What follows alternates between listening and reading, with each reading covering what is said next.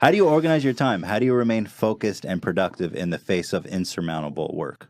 Lists, schedules, and I have help. I mean, my wife in particular in the last year has been unbelievably helpful. I mean, it's become a full-time job for her, really, helping me manage my schedule and keep me on track. But a lot of it is, like, I get up in the morning, I have, like, everything scheduled. I know exactly what I'm supposed to do. There's a hierarchy of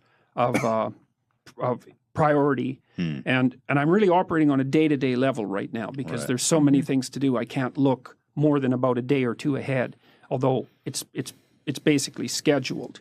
But I learned to discipline myself when I was in graduate school. When I was writing, I wrote a book called Maps of Meaning that was published in 1999, and I worked on that for about 15 years, about 3 hours a day.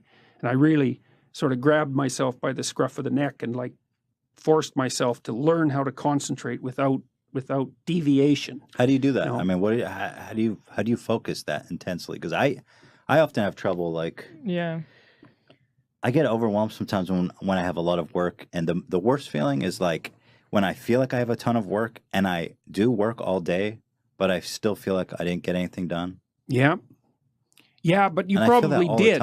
You probably did. Probably. Are you a conscientious person?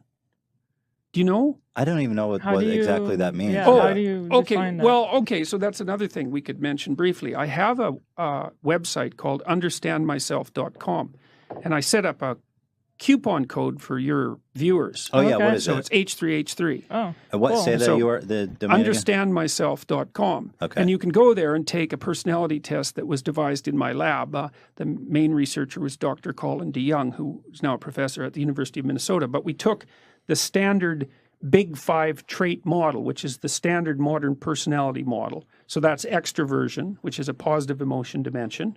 And extroverted people are enthusiastic and assertive. So you're both enthusiastic. You're really assertive. That would be my guess. I can be. Yeah. Well, you wouldn't be doing this sort of thing if you weren't extroverted, okay, right? sure, yeah. So because you're verbally fluent and you like to engage in that sort of thing.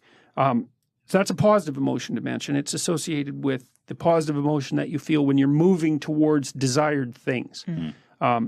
And the next dimension is, sometimes it's called neuroticism and sometimes it's called negative emotionality.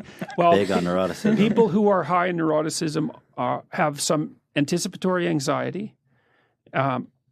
You have anticipatory anxiety if you're worried about going somewhere and it really bugs you, and then you get there and like 20 minutes later you're calm and it's okay. Big time. Every single time. Big time. Every week. Okay. Yeah. So that's withdrawal. That's an aspect of neuroticism known as withdrawal. And the other aspect is volatility, and volatile people are touchy and irritable.